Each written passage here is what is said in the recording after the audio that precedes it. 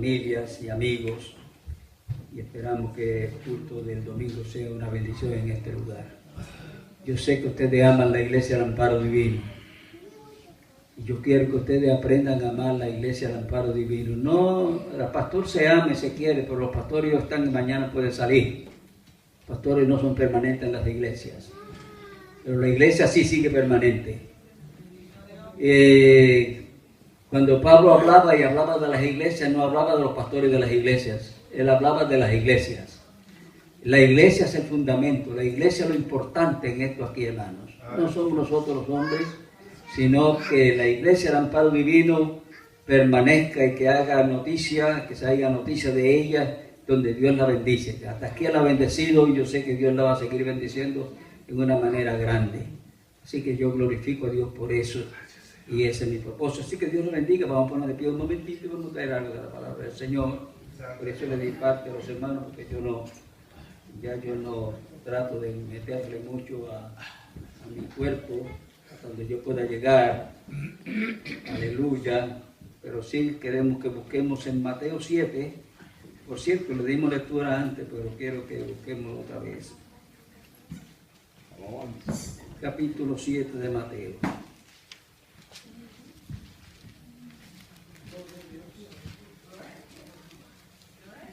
Y el versículo 13 y el 14.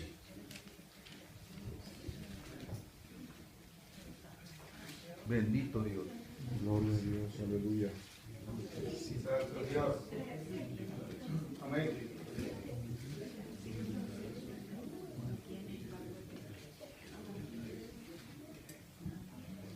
Esta palabra la habló Jesús. Y la habló a un pueblo que estaba comenzando a oír lo que era el Evangelio. Ya han pasado 2000 y cuantos años, pero esto sigue y permanece. Es entrar, donde dice el versículo 13, entrar por la puerta estrecha, porque ancha es la puerta y espacioso el camino que lleva a la perdición, y muchos son los que entran por ella. Porque estrecha es la puerta y angosto el camino que lleva a la vida, y pocos son los que la hallan. Y el 15 dice, guardaos de los falsos profetas que vienen a vosotros con vestidura de ovejas, pero por dentro son lobos rapaces. Por su fruto los conoceréis. ¿Acaso se recogen uvas de los espinos e higos de los abrojos? Así que todo árbol de buen fruto, pero el árbol malo da frutos malos. No puede el buen árbol dar malos frutos, ni el árbol malo dar buenos frutos. Todo árbol que da buen fruto, que no da buen fruto, es cortado y echado en el fuego. Así que por su fruto los conoceréis. Gracias te damos, Dios, por este día tan hermoso. Estamos gozando aquí de tu comunión perfecta, y te damos gracias por la comunión de los santos. Gloria a Dios. Por los cánticos, por la alabanza, por lo que se ha hecho, Señor, en este lugar, en este día de hoy. Porque tú eres un Dios de amor, de misericordia y grandeza, de paz. Por lo tanto, te bendecimos en este día y te damos gracias, Señor. Te pedimos que tú bendiga tu palabra en el corazón de cada uno de nosotros, y que cuando salgamos de este lugar salgamos edificados y contentos y felices, porque este es el lugar donde venimos a buscar la paz y la tranquilidad. Esta es tu casa, Señor, te damos gracias por ello. Amén. Muy bien, hermano, pueden sentarse. Bendito Dios. Bendito sea Jesús. Santo, santo. Hay poder en Jesús. Santo, santo. Al principio yo les dije antes de la predicación que el tema era, había que estar firme en las cosas de Dios. Estar firmes en la verdad. Hacer un fundamento firme para nosotros. Cuando hablamos de firmeza y cuando hay dobleguez, cuando no hay fundamento, aleluya, comenzamos a claudicar entre dos pensamientos y en muchas acciones que nosotros podemos entrar. Pero en este año 2019, que ya Dios nos ha bendecido, el 2018 no podemos quejarnos. Algunos se han ido con el Señor, otros se han trasladado a otro lugar, pero la obra de Dios sigue adelante. Esta es la obra de Dios. Y nosotros estamos aquí por la gracia del Señor, que el se levante. Por la gracia de Dios. Debemos darle gracias a Dios que estamos aquí. Bendito Dios. Debemos ser contentos y agradecidos porque podemos decir amén. Porque a esta hora podíamos estar en un hospital, a esta hora podíamos estar en algún otro lugar, pero que permanezcamos y seamos presentes en este lugar, en este día, es una victoria para usted y es una victoria para mí, es una victoria para la Iglesia del Amparo Divino. Es necesario que entendamos que Dios demanda a nosotros firmeza. Tenemos que ser firmes en la fe. No podemos vacilar. No podemos vacilar. No podemos estar en dos pensamientos. Tenemos que estar firmes. La firmeza en el cristiano es muy necesaria. El año que comienza, nadie sabe las cosas que va a traer. No sabemos los problemas que vamos a tener. Los problemas en el hogar, los problemas en la familia, los problemas en el negocio, los problemas en el trabajo, los problemas en la nación. Nosotros no sabemos lo que vamos a experimentar. Pero una cosa sí podemos estar seguros, que el Cristo y el Dios que nosotros le servimos no cambia. El mismo Dios del 1918 es el Dios que estamos viviendo en este año 2019. Solamente Dios demanda de nosotros que estemos firmes. Y es necesario que se predique esto, de que haya firmeza en nosotros. Que no haya dimensiones en nuestra vida, que no haya debilidades en nosotros, que no haya traspasos en nosotros, que no demos pasos fuera de orden. Porque es necesario que estemos al tanto de estas cosas, hermano. El peligro que está por acontecer, porque hay un enemigo que está al tanto de todo lo que está pasando. Y él sabe el momento de atacarnos. Él puede atacarnos en un momento, no en la muerte, no tanto en la muerte, en vida. Viviendo nosotros en la vida que estamos viviendo, el enemigo nos puede atacar para que en vez de vivir contentos y felices, estemos viviendo vidas tristes y llorando y afligidos. Porque él le gusta ver a los cristianos afligidos. La Biblia nos enseña, estaba yo leyendo esta mañana, cuando Pablo está testificándole en la corte allá, cuando él le está diciendo lo que él hizo, y me gustaría buscarlo en Hechos, en el libro de Hechos, por allá por el 20, algo así. Yo estaba leyendo esto y me llamó mucho la atención lo que Pablo estaba predicando. Hechos 26.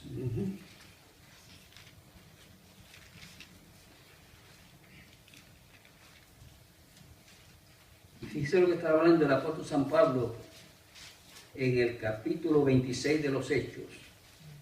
Y usted va a leer ahí en el versículo 9.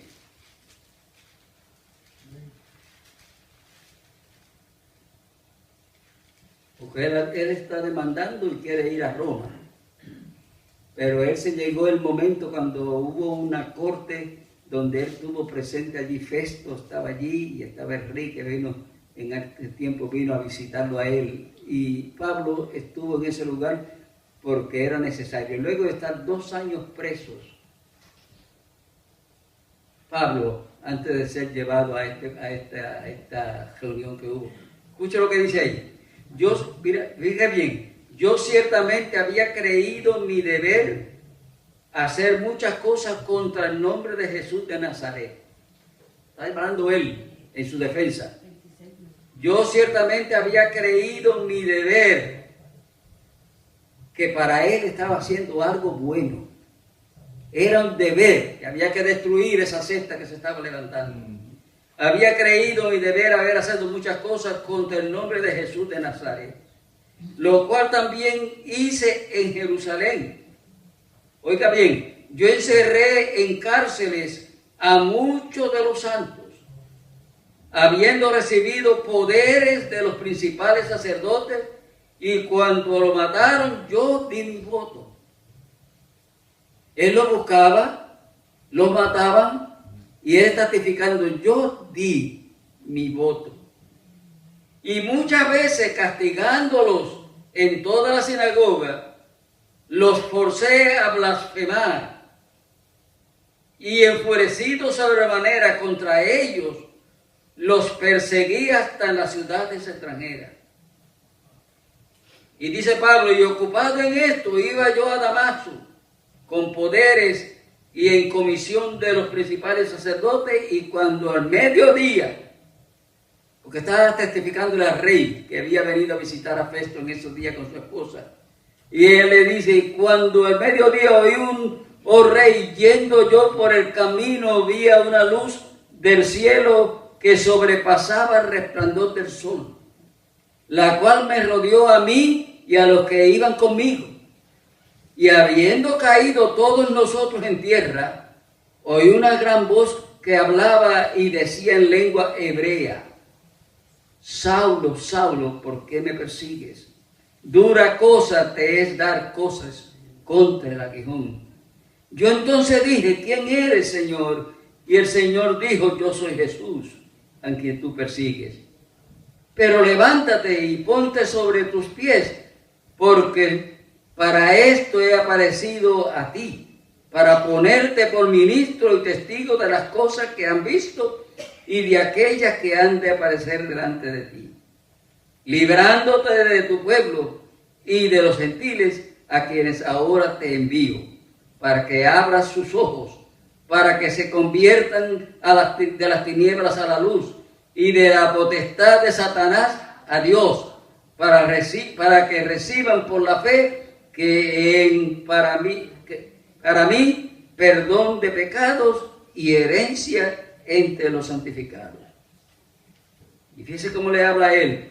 Pero por lo cual, oh rey Agripa, no fui rebelde a la visión celestial, sino que anuncié primeramente a los que están en Damasco y a Jerusalén y por toda la tierra, y a los gentiles que se arrepintiesen y se convirtiesen a Dios, haciendo obras dignas de arrepentimiento. Eso es lo que está testificando él delante del rey Agripa en esta ocasión. Porque Agripa también oyó lo que Festo había dicho de él, de este hombre que está preso ahí, que está perdido ahí, porque está predicando a un Dios, a un Cristo que resucitó, a un Cristo que murió y resucitó, que para ellos y aún nosotros en estos tiempos que vivimos, aún en este siglo XXI que estamos viviendo, hay una persona que no pueda decir que Jesús murió y resucitó.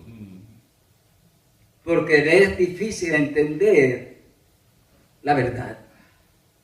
No quieren entender. La gente en estos días, usted le habla de estas cosas y hasta se le ríen. No eran 2000 años lo hicieron y todavía en estos tiempos usted comienza a testificarle que Jesús murió y que resucitó. Y muchos dicen, es una creencia, pero no una realidad. Pero la iglesia de Cristo, el mensaje que Dios le dio a Pablo para que lo llevara a los gentiles, es un mensaje de arrepentimiento, es un mensaje de obras dignas, es un mensaje serio. Es importante que entendamos que Dios estaba al tanto de todo lo que estaba aconteciendo en los días de Pablo. Y Dios lo escogió a él, el hombre que estaba dispuesto a dar su vida por su religión y por sus creencias. Ahora lo ha cambiado porque vio Dios en Pablo que este hombre que era serio acerca de su religión, el día que yo cambie su corazón va a ser un hombre fiel a la palabra que yo le he dado. Y Pablo lo hizo así.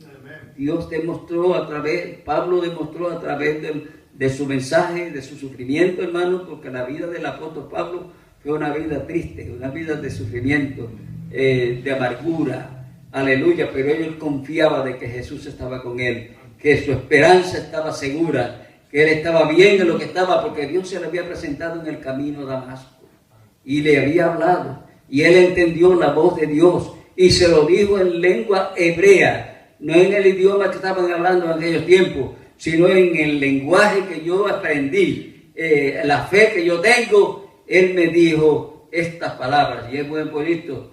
Y entonces, por lo cual, oh rey Agripa, no fui rebelde a la visión celestial.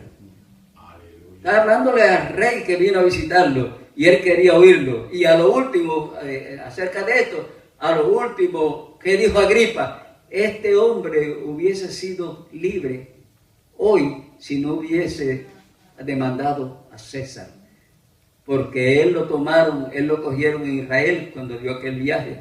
Ustedes saben que la Biblia va hablando de muchos profetas que le hablaron a Pablo, no vaya acá porque tiene problemas, dificultades, va a tener luchas, pero él había propuesto llegar hasta allá. Y llegó, y llevó la ofrenda que tenía que llevar, pero allí estaban los hombres que se oponían a él, porque él había hecho mucho trabajo en el Asia Menor. Él había predicado en la palabra, almas se habían convertido, iglesias se habían levantado, y esos enemigos hebreos que vivían en aquellos tiempos vinieron acá a denunciarlo, y después de haberse gozado con él, y después de haber recibido la ofrenda, se levantaron esta gente, le hicieron guerra, le hicieron un plan de que él estaba rompiendo las leyes y haciendo que los judíos se convirtieran a ese Cristo que para ellos no existía. Y esta situación llevó al hombre a esa situación, pero nosotros en estos días estamos gozando de esa paz que Dios puso en su corazón. Estamos gozando en estos días de ese mensaje que el hombre llevó, y ahora llevamos a la conclusión de que Dios lo ha respaldado. Se llegó el momento cuando él tuvo que morir. Él tuvo que pasar por el suplicio, tuvo que sufrir el martirio de Nerón, pero con una esperanza de gloria, que estoy seguro que cuando Pablo llegó allá arriba le aplaudieron, porque era el hombre que Dios había usado para que llevara el Evangelio de Jesucristo. Esta iglesia Lampada Divina es parte de esa iglesia. Las iglesias que hoy día están en las iglesias gentiles, y aún en Israel, y aún delante, al frente del Papa de Roma, está ahí una iglesia pentecostal. Es increíble que al frente donde está el asunto del Papa, el Papa y el centro eso de la iglesia católica, al lado hay una iglesia que habla lenguas y glorifica a Dios. El Vaticano. Cerca del Vaticano. Sí, en Italia. Quiere decir, porque nosotros tenemos iglesias allí que se están levantando ya del Concilio Latinoamericano. Lo importante, hermano, es que hay que estar firme en la fe, manteniéndonos varonilmente y fuertes. ¿Y dónde encontramos eso? Un hermano que me busque la Biblia, porque yo quiero que ustedes la busquen la Biblia, ustedes mismos. En 1 Corintios 16:13, a ver lo que le dice Dios ahí por su palabra. Hay que estar firme en la fe, mantenernos varonilmente Amén. y fuertes. Amén. ¿Ya lo tiene, hermano? Amén. Léalo. Dice Corintios 13, en el nombre de Jesús. 1 Corintios. 1 Corintios 16:13. Ajá. Dice, velad, estad firmes en la fe, portaos varonilmente y esforzaos. Todas vuestras cosas, sean hechas con amor. Hermano, ya sabéis que la familia de Estefan... No solamente eso, solo el 13. Amén. Solo el 13. Gracias a ¿A Dios. qué nos llama y los demás hermanos que lo tienen? ¿A qué lo está llamando Dios ahí? A velar y estar firme en la fe. Miren bien, hermanos, que es un asunto serio. Yo quiero que ustedes lo lean, porque esto no es asunto de venir a la iglesia, venir por aquí cuando queremos, arrastrando los pies, con excusas y tantas cosas. Dios está demandando hoy, comenzando el 1919, Dios está demandando de nosotros que tenemos que ser firmes en la fe. Y para ser firme en la fe hay que demostrarlo, hay que dar testimonio. Alguien tiene que ver en nosotros que somos firmes en la fe. No solamente que Dios lo vea, sino que el pueblo lo vea, que lo vea el vecino, que lo vea el compañero de trabajo. Que no importa lo que se oponga, no importa lo que venga en contra de usted, usted se va a mantener firme en su fe, en la verdad. El hermano Manuel estaba haciendo énfasis aquí de la hermana de él, que ella está cambiando de lugares en lugares, porque en ningún sitio, no he visto firmeza en ningún lado. Porque los testigos de Jehová dicen que hay que estar firme con ellos, y los demás organizaciones hay que estar firme con ellos, hay que estar firme en eso, pero a la verdad se dan cuenta los hermanos que están ahí, que ahí no está la verdad. Ahí no está lo que ellos están diciendo, ahí no está la verdad. Pero la iglesia, el amparo divino, debe demostrar que aquí se predica la verdad. Amén, que a los que vengan aquí van a vivir conforme a la verdad. Amén. Esta es la iglesia que mantiene el evangelio pasado. Es la doctrina de la iglesia que se guarda en santidad, tratando. Y con todo eso somos débiles, somos humanos. Yo entiendo que somos humanos, no vamos a llegar 100%, pero estamos tratando de edificarnos en la fe, como lo dice el apóstol Pablo, se lo está diciendo a la iglesia de los Corintios. Estar firme en la fe y mantengámonos varonilmente. Varonilmente es cuando el soldado, imagínese hermano, que el soldado se adiestra para la batalla, y ese soldado tiene que estar en la disposición de demostrar que cuando él vea al enemigo no va a salir corriendo. Imagínense que se ha adiestrado y se ha gastado dinero en ese soldado para prepararlo para que llegue a ser un soldado, y que cuando se llegue el momento de la batalla y él vea al enemigo que viene, que siga cogiendo con el rifle y no le haga frente. Se ha adiestrado ¿para qué? Para que pelee varonilmente como hombre y le haga frente al enemigo. No es que salga corriendo. Nosotros los cristianos tenemos que hacerle frente al enemigo. No es que cuando veamos al diablo salir corriendo. Bendito el Señor. O cualquier cosa nos enfríe y nos echa para el lado. Dios demanda de nosotros en este año que haya en nosotros firmeza.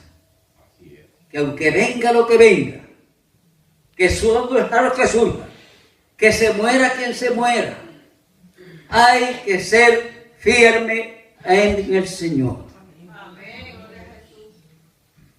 Y hay 4 firmezas aquí que lo vamos a leer, y quizás eso sea el mensaje. Porque el propósito de esto es que despertemos y le demos importancia a la firmeza, a ser firme en Dios. Defender su fe. Defender su fe. Hable y defiende su fe. No permita que nadie la pisotee.